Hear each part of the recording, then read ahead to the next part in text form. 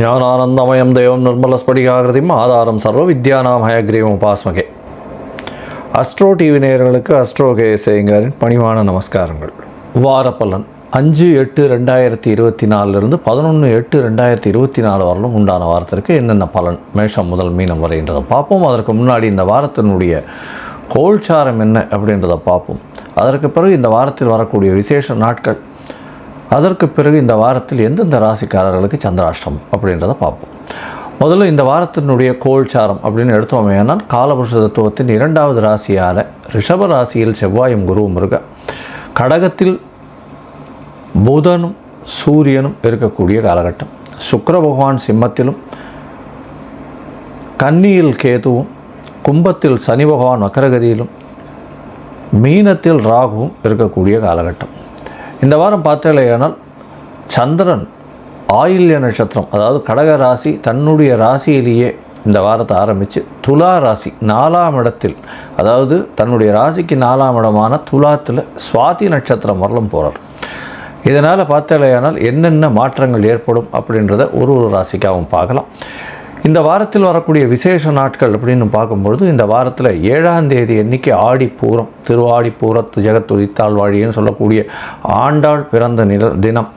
இந்த ஆடிப்பூரம் நாச்சியார் திருமொழி, திருப்பாவை இந்த மாதிரியான விஷயங்களை வைணவ சம்பிரதாயத்துக்கு பெரிய விஷயமாக கொடுத்துருக்கக்கூடியவர்.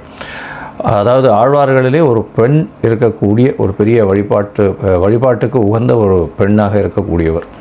அதனால் ஆண்டாளுடைய பிறந்தநாள் பெரிய ஏற்றமான விஷயம். ஸ்ரீவில்லிபுத்தூரில் ரொம்பவும் கொடிகட்டி பறக்கக்கூடிய ஒரு நல்ல விசேஷங்கள் நடக்கும்.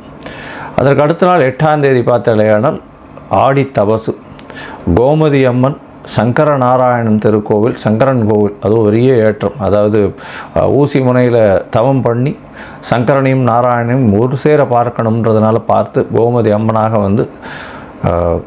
சிவனை திருமணம் செய்து கொண்டக்கூடிய ஒரு விஷயம். ஆடி தபசு அப்படின்றது ரொம்பவும் விசேஷம். அதாவது ஒரு 10 நாளாக கொண்டாட்டம் நடக்கும். இந்த ஆடி தபஸில் ஒரு 108 பிரதட்சணம் பண்ணுவாங்க. அதுவும் ரொம்ப பெரிய ஏற்றத்தை கொடுக்கும். அதாவது கஷ்டங்கள் நீங்கக்கூடியது. இந்த 108 பிரதட்சணம் பண்ணுறதன் மூலியமாக கஷ்டங்கள் நீங்கிறது, அதை தவிர பிரச்சனைகள் எதாக இருந்தாலும் போகும், குழந்தை பிராப்தி ஏற்படக்கூடிய பாக்கியம், எல்லா விதமான சௌபாகியங்களும் ஏற்படக்கூடிய காலகட்டமாக அமையும். இந்த வாரத்தில் பார்த்தேன்னா சஷ்டி விரதம், அது 10ஆம் தேதி அன்றைக்கி வருது. சஷ்டியில் விரதம் இருந்தால் அகப்பையில் வரும் குழந்தை பிராப்தி ஏற்படும் அப்படின்றதுனால சஷ்டி விரதம் முருகனுக்கு ஏற்றது ஒரு பெரிய விசேஷம். இந்த வாரம் 10ஆம் தேதி 10/8/2024 அன்றைக்கி வருது. நல்ல ஒரு ஏற்றமான காலமாக இருக்குது. பொதுவாகவே முருகனுக்கு வேண்டிட்டு சஷ்டி விரதம் இருப்பாங்க. எதிரிகளை வெல்லக்கூடிய காலகட்டமாகும், அதாவது வெல்றதுக்காகவும், அதை தவிர எந்த ஒரு கஷ்டங்களை விட்டு வெளியில் போவதற்காகவும், குழந்தை பிராப்தி ஏற்படுவதற்காகவும் இந்த சஷ்டி விரதம் இருக்கிறது. இது ஒரு வருஷ காலம், அதாவது 52 வாரம் 58 வாரம் அந்த மாதிரியான விசேஷங்கள் இருப்பாங்க. சரி, இந்த வாரம் எந்தெந்த ராசிக்காரர்களுக்கு சந்திராஷ்டமம் அப்படின்னு பார்த்தேனால் தனுசு, மகரம், கும்பம், மீனம் இந்த 4 ராசிக்காரர்களுக்கு சந்திராஷ்டமம் இருக்குது. சந்திராஷ்டமம்னா உங்களுடைய பிறந்த ராசிக்கு 8ஆம் இடத்தில் சந்திர பகவான் மறையக்கூடிய காலகட்டத்தை சந்திராஷ்டமம்னு சொல்கிறோம். சந்திராஷ்டமத்தினால என்ன அப்படின்னா, மதிகாரகன் மயங்கி இருக்கக்கூடிய காலகட்டத்தில் தவறான முடிவுகள் இருக்கக்கூடும். அதனால் சந்திராஷ்டம காலத்தில் முடிஞ்சவர்களும் எந்த ஒரு புதிய முயற்சி வேண்டாம், வெளியூர் வெளிமாநில பிரயாணம் வேண்டாம்னு சொல்கிறோம். ஒருவேளை நீங்கள் போக வேண்டிய கட்டாயம் இருந்தது, ஆனால் சந்திராஷ்டமத்துக்கு உண்டான எளிய பரிகாரம் அப்படின்னு சொல்லக்கூடிய அருகில் இருக்கக்கூடிய கோவிலில் நெல் இல்லைன்னா பச்சரிசி தானமாக கொடுத்துட்டு போங்க உங்களால் முடிஞ்சது. அதன் மூலியமாக சந்திராஷ்டமத்தின் தாக்கம் நிச்சயமாக குறையும். இந்த வாரத்தில் பார்த்தேனால் மேஷம் முதல் மீனம் வரை எப்படி இருக்குது ஒரு ராசிக்கு அப்படின்றத பார்ப்போம். அதுக்கு முன்னாடி என்னுடைய மொபைல் நம்பர் கீழே ஸ்க்ராலிங்கில் போயின்னு இருக்கும்.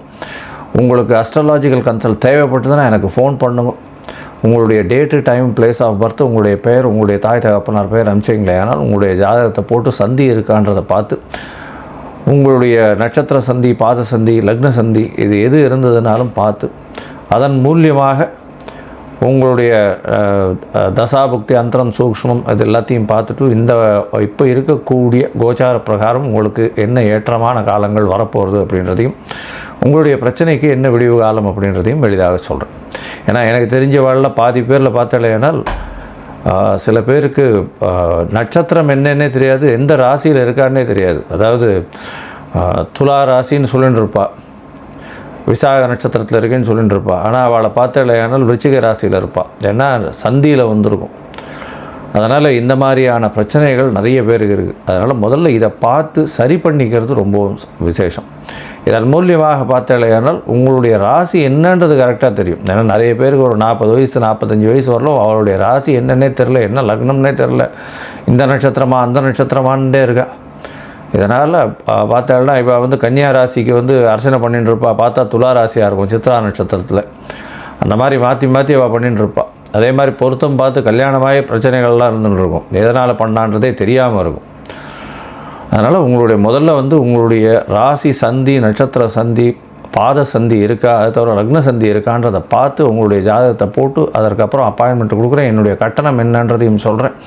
கட்டணத்தை செலுத்தி யூடிஆர் நம்பரை ஷேர் பண்ணுங்க. அதுக்கப்புறம் உங்களுக்கு அப்பாயின்மெண்ட் தரேன். உங்களுடைய ஜாதகத்தை பற்றி விரிவாக பேசலாம். சரி, இப்போ மேஷம் முதல் மீனம் வரை ஒரு ராசியாக 5/8/2024 11/8/2024 வரை உண்டான காலகட்டத்தில் என்னென்ன பலன் அப்படின்றத பார்ப்போம். மிதுனம், மிருகசீரிஷம், திருவாதிரை, புனர்பூசம் இந்த 3 நட்சத்திரம் 9 பாதங்களை கொண்ட ராசி. ராசியின் அதிபதி அப்படின்னு சொல்லக்கூடிய புத பகவான் ராசிக்கு 2ஆம் இடத்துல இருக்கிறது விசேஷம். தனஸ்தானத்திலேயே போயிருக்கு. அதனால் ராசிநாதன் தனஸ்தானத்தில் இருக்கிறதன் மூலியமாக நல்ல ஒரு ஏற்றம் இருக்கக்கூடிய காலகட்டமாக அமைய போகிறது. சூரியனோடு சேர்ந்து இருக்கக்கூடிய காலகட்டம். முயற்சி ஸ்தானாதிபதி 3க்கு 12 இருக்கிறதுனால புதிய முயற்சிகளில் சிறு சிறு தடங்கள் வரக்கூடிய வாய்ப்புகள் உண்டு. இந்த வாரம் பார்த்தீங்கன்னா உங்களுடைய ராசிக்கு 12ஆம் அதிபதி 3ஆம் இடத்துல இருக்கார். இதன் மூலியமாக வெளிநாடு போகணுன்னு பார்த்துட்டு இருக்கவா, வெளியில் ஊருக்கு போகணும், வெளி ஊரில் போய் ஏதாவது புதுசாக ப்ராஜெக்ட் பண்ணணுன்னு பார்த்துட்டு இருக்கவாளுக்கெல்லாம் நல்ல ஒரு ஏற்றம் கிடைக்கக்கூடிய காலகட்டமாக அமையும். ராசிக்கு 11ஆம் இடம் வலுப்பெற்று போகிறது. ஏன்னா குருவும் செவ்வாயும் சேர்ந்து இருக்கக்கூடிய காலகட்டம். அதாவது 12ஆம் இடத்துல குருவும் செவ்வாயும் இருக்கக்கூடிய காலகட்டமாக அமைகிறது. 12ஆம் இடத்துல குரு இருக்கிறதுனால வெளியூர், வெளிமாநிலம், வெளிநாடு செல்லக்கூடிய வாய்ப்பு நிச்சயமாக கிடைக்கும். தொழிலில் வரக்கூடிய லாபங்களில் அதிக செலவுகள் வரக்கூடிய வாய்ப்புகள் உண்டு. 10ஆம் இடத்துல ராகு பகவான் இருக்கிறதுனால புதிய வேலை, புதிய தொழில் கிடைக்கக்கூடிய வாய்ப்புகள் உண்டு. வெளியூர், வெளிமாநிலத்திலிருந்து வெளி மதத்தினர் மூலியமாக நல்ல ஒரு ஏற்றமான விஷயம் வரும். உங்களுக்கு இன்வெஸ்ட்மெண்ட் வரக்கூடிய வாய்ப்புகள் உண்டு. அவர்கள் மூலியமாக தொழில் அமையக்கூடிய வாய்ப்புகள் நிச்சயமாக உண்டு. உங்களுடைய ராசிக்கு பார்த்தீங்கன்னா 4ஆம் இடத்துல கேத்து பகவான் இருக்கார். ராசிநாதனுடைய இன்னொரு வீடான கன்னியில் கேத்து பகவான் குருவின் பார்வையில் இருக்கிறது பெரிய விசேஷம். இதன் மூலியமாக பார்த்தாலேயானால் எல்லா விதமான படிக்கக்கூடிய மாணவர்களுக்கு சிறு சிறு தடங்கள் வரும். மென்டல் மைண்டில் படிப்பு நிற்கக்கூடிய வாய்ப்புகள் இல்லை. மறதி அதிகமாக இருக்கக்கூடிய காலகட்டமாக அமைய போகிறது. இந்த வாரத்தில் பார்த்தாலேயானால் உங்களுடைய ராசிக்கு 9ஆம் இடத்துல வக்கர சனி இருக்கக்கூடிய காலகட்டம். வக்கர சனி இருக்கிறதுனால சிறு சிறு பிரச்சனைகள் ஏற்படும். அதாவது என்ன சொல்கிறது, தொழிலில் கொஞ்சம் பிரச்சனை இருக்கும். அதை தவிர உங்களுடைய பாக்கியம் கிடக்கூடிய வாய்ப்புகள், பாக்கியம்னா வரக்கூடிய லக்கு ஃபேவர் பண்ணாது. எல்லா விஷயத்துலேயும் ஒரு சிறு சிறு தடங்கள் இருந்துகிட்டே இருக்கும். ஏன்னா சனி பகவான் வக்கரகதியில் இருக்கிறதுனால உங்களுக்கு 9ஆம் அதிபதினு சொல்லக்கூடியவரும் வக்கரகதியாக இருக்கிறதுனால வரக்கூடிய எல்லா விதமான விஷயங்கள்லேயும் சிறு சிறு தடங்கள் இருக்கும். இதன் மூலியமாக உங்களுக்கு ஒரு சின்ன விரக்தி வரும். என்னடா இது, இப்போ தான் அஷ்டமத்து சனியெல்லாம் முடிஞ்சு ஒரு 6 மாதம் தான் இருக்குது, அதுக்குள்ளே திருப்பியும் முதல்ல இருந்தா அப்படின்னு ஆரம்பிக்கும். அதெல்லாம் கவலைப்படாதீங்க. இன்னும் ஒரு 1 or 2 monthஸில் வக்கர சனி போனதுக்கப்புறம் உங்களுக்கு ஒரு பெரிய ஏற்றம் கிடைக்கக்கூடிய காலகட்டமாக அமையும். இந்த வாரத்தில் பார்த்தீங்கன்னா அதிவேகமாக செல்லக்கூடிய கிரகமான சந்திர பகவான் உங்களுடைய ராசிக்கு 2ஆம் இடத்துல இருக்கார். 2ஆம் இடத்துல இந்த வாரத்தை ஆரம்பிக்கிறார். 5/8/2024 11/8/2024 வரை உண்டான வாரத்தில் 2ஆம் இடத்துல சந்திர பகவான் ஆரம்பிக்கக்கூடிய காலகட்டம். 5ஆம் தேதி மாலை ஒரு 4:30 மணி வரலும் இருக்கக்கூடிய காலகட்டம். 3 கிரகங்கள், புதன், சூரியன், சந்திரன் 3 கிரகங்கள் இருக்கக்கூடிய காலகட்டம். 2ஆம் அதிபதி 2ஆம் இடத்துல ஆட்சி. இதன் மூலியமாக தனம் வரக்கூடிய வாய்ப்புகள் மிகவும் அதிகம். பண வருமானத்திற்கு பஞ்சம் இருக்காது. செலவுகள் இருந்தாலும் அதிகமான பலம் வரக்கூடிய வாய்ப்புகள் நிச்சயமாக உண்டு. உங்களுடைய ராசிக்கு 3ஆம் இடத்துல முயற்சி ஸ்தானத்தில் போய் சந்திர பகவான் உட்கார பரிவர்த்தனை யோகம் அமையிறது. 3ஆம் அதிபதியும் 2ஆம் அதிபதியும் பரிவர்த்தனை யோகம் அமையிறது. இதன் மூலியமாக பார்த்தாலேயானால் உங்களுடைய முயற்சிகள் அனைத்தும் வெற்றியாகும். எப்போது 5ஆம் தேதி மாலையிலிருந்து 8ஆம் தேதி அதிகாலை ஒரு 3:30 மணி வரலும் இருக்கக்கூடிய காலகட்டத்தில் எந்தவித முயற்சியும் வெற்றி பெறக்கூடிய வாய்ப்புகள் உண்டு. உங்களுடைய இளைய சகோதரர்கள் மூலியமாக நல்ல ஒரு ஏற்றம் கிடைக்கக்கூடிய வாய்ப்புகள் நிச்சயமாக உண்டு. இந்த காலகட்டத்தில் 3ஆம் இடத்துல சுக்கிர பகவான் கூட இருக்கக்கூடிய வாய்ப்புகள் நிச்சயமாக இருக்கிறதுனால சுபத்துவம் அதிகமாக இருக்கக்கூடிய காலகட்டம். உங்களுடைய ராசிக்கு பார்த்தோம்னா 4ஆம் இடத்துல சந்திர பகவான் போகிறார். குரு வந்து பார்வை இருக்கிறது பெரிய விசேஷம்.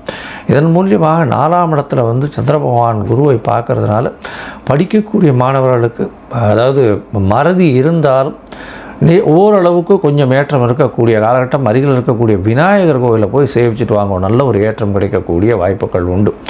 உங்களுடைய ராசிக்கு பார்த்தலையானால் அதாவது 4ஆம் இடத்துல சந்திர பகவான் இருக்கக்கூடிய காலகட்டம் 8ஆம் தேதி அதிகாலையிலிருந்து 10ஆம் தேதி மதியம் ஒரு 3:30 மணி வரலும் இருக்கக்கூடிய காலமாக இருக்கும். அதற்கு பிறகு உங்களுடைய ராசிக்கு 5ஆம் இடத்துல சந்திர பகவான் போகிறார். சந்திர பகவான் 5ஆம் இடத்துல இருக்கக்கூடிய காலகட்டம் 2ஆம் அதிபதி 5ஆம் இடத்துல இருக்கிறது நல்ல ஒரு விசேஷம் அப்படின்னு சொல்லலாம். உங்களுக்கு புதிய பதவி, புகழ், அந்தஸ்து, கௌரவம்லாம் வரக்கூடிய வாய்ப்பு உண்டு. குழந்தைகள் மூலியமாக நல்ல ஒரு ஏற்றமான செய்தி வரக்கூடிய வாய்ப்புகள் நிச்சயமாக இருக்கும். இந்த வாரத்தில் பார்த்தோம்னா 3ஆம் இடத்தில் இருக்கக்கூடிய சுக்கிர பகவான் மூலியமாக அந்த வாரிசு இல்லாதவர்களுக்கு வாரிசு பிறக்கக்கூடிய வாய்ப்புகள் உண்டு. உங்களுடைய வீரியம், அதாவது ஆணாக இருந்து வீரியம் கம்மியாக இருந்தார்களே ஆனால் அவர்களுக்கு வீரியம் ஏற்றம் இருக்கக்கூடிய காலகட்டமாக அமையப்போகுது. இந்த வாரத்தில் பார்த்தாலேயானால் நூலகம் வச்சுன்னு இருக்கவா, அதை தவிர வந்து கவிதை எழுதுகிறவா, கலைத்துறையில் இருக்கிறவா, அதை தவிர வந்து இந்த அக்கௌண்ட்ஸ், காமர்ஸ் அந்த மாதிரியான விஷயங்கள் படித்து ஆடிட்டிங் இந்த மாதிரியான விஷயங்கள் இருக்கிறவர்களுக்கெல்லாம் பெரிய ஏற்றம் கிடைக்கக்கூடிய வாரமாக இந்த வாரம் அமையிறது. நீங்கள் அருகில் இருக்கக்கூடிய, அதாவது ஆடி தபசு வேறு வர்றதுனால அம்மன் கோவிலுக்கு, அதாவது அருகில் இருக்கக்கூடிய மாங்காடு அம்மன் கோவிலுக்கு போயிட்டு வர்றதன் மூலியமாக உங்களுக்கு எல்லா விதமான ஏற்றங்களும் மாற்றங்களும் இந்த வாரம் நிச்சயமாக வரும்.